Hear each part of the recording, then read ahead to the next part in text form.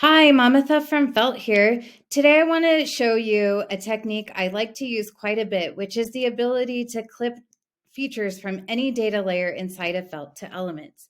And that's the technique I used on this map that highlights three of the major reservoirs in the lower Colorado River Basin.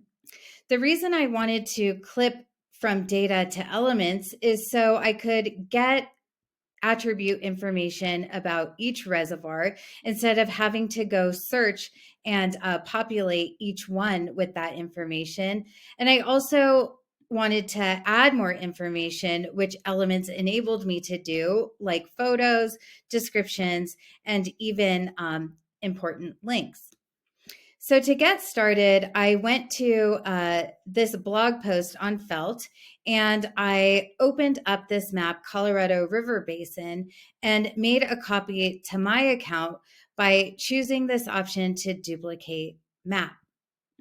So what that does is gives me a fresh copy in my account that I can start working with. The first thing I did was remove the visibility of some of these layers that I don't need for my map. And since this focuses on the main branch of the Colorado River, I only kept the visibility on of that. And now I can start clipping.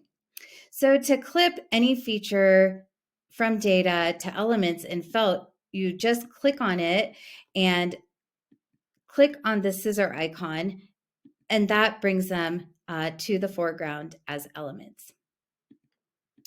And now when I click on any one of them, you can see, as I mentioned in the beginning, how great it is to be able to have a lot of interesting information to start developing a story with.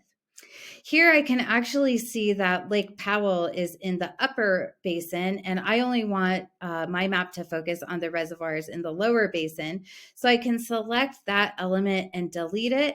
And what that does is it brings it back into the data layer. I can also now grab some of these and move them around to be better placed and so much more.